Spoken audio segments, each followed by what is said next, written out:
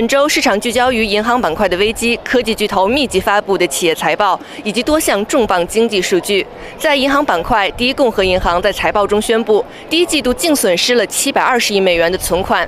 此消息一出，该行股价降至历史新低点。华尔街担心银行板块的挤兑风波可能会重现。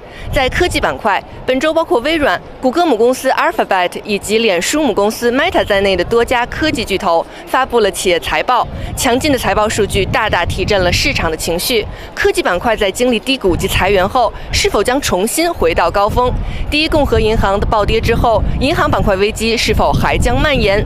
美国第一季度 GDP 环比折合年率降至1.1%，经济衰退是否近在眼前？4月28日周五，我们请到了 TJM Investments 的董事总经理 Tim Anderson 来一起解读本周美股的走势以及对下周的展望。Let's start with our very first question. So what is your overall analysis for the stock market in the past week, and did you observe any particular trends?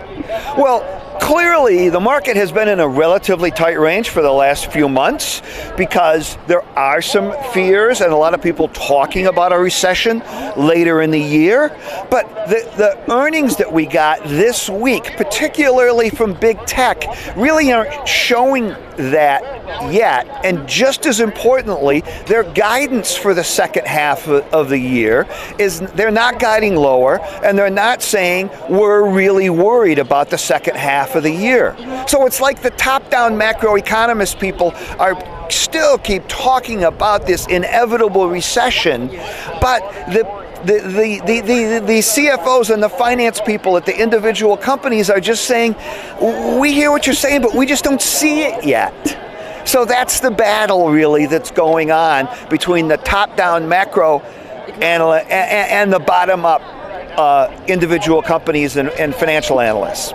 So, you know, yesterday we had a big rally because these tech earnings were just consistently strong. And it filtered into the market, and people, well, maybe we were a little bit too bearish, and we had a nice up day, really turned the whole week from negative to positive. Yeah, you just mentioned like the tech giants like Microsoft, Meta, they have released very impressive earning reports in the past week. But at the same time, we also see like the tech sector, they have gone through rounds of layoffs, right? So what's your viewpoint on the tech sector? Well, I think that one of the reasons that their stocks are acting so well is that they are announcing layoffs. Now, that will have a little bit of an impact on the economy overall. Certainly, you don't want, you know, tens of thousands of people out of work. A lot of these people are highly skilled tech people, tech analysts, programmers, you know, people that do a lot at these companies, and there's probably other companies that will pick them up. But also, you got to realize that a lot of these tech companies, and especially the social media, internet-driven companies, were really overstaffed, even going into the pandemic. And then during COVID, they went on another big hiring spree. So these waves of layoffs were a little bit inevitable, but it doesn't mean that their earnings are falling off a cliff. Thank you so much for your opinion. So we have seen like good earning reports, but on the other hand, the First Republic Bank, after they released their financial earning reports, their stock price dropped to its all-time low. So what is the broader impact on the financial and banking sector? Well, financials have certainly underperformed, and because there is concern that other banks may have similar issues that First Republic and that this Silicon Valley Bank had.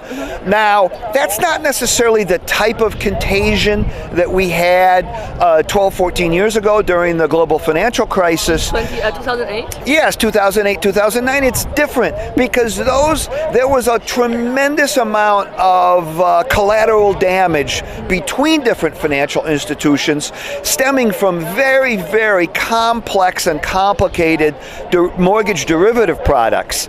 That's not what First Republic's problem is. That's not what Silicon Valley's problem was.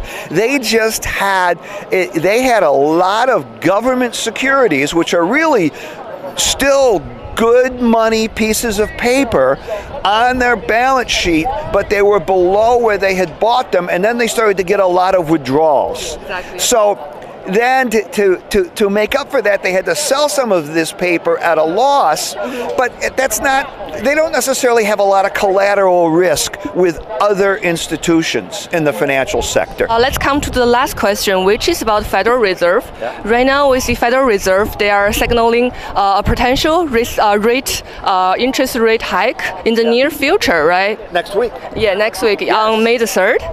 Yes, and I think it's very likely that they will hike rates 25 basis points. I think the market is expecting it, and so that action by the Fed is what we call in the market. Okay, so the market's not going to have a big problem when they do that. What the market will focus on, like it always does at every policy decision that they announce, is what they say, what exactly their wording is of their statement, and how Chairman Powell handles the press conference, and how he responds to questions about, you know, what about the decreasing your balance sheet, and what about, you know, now rates are over 5%. How much do you expect that to impact the economy?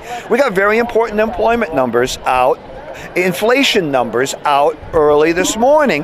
A couple of numbers that are watched very, very carefully by the Fed. It shows inflation coming down a little bit, but certainly not at the rate that it would like it to come down.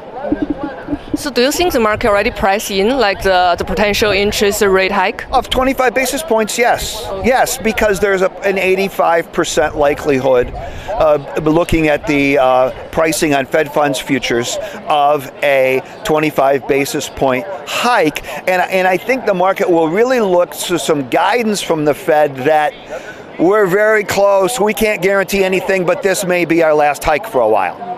Okay. I don't think what they want to avoid doing, they want to avoid pausing and then coming back and hiking again later. Thank you so much, Tim Anderson.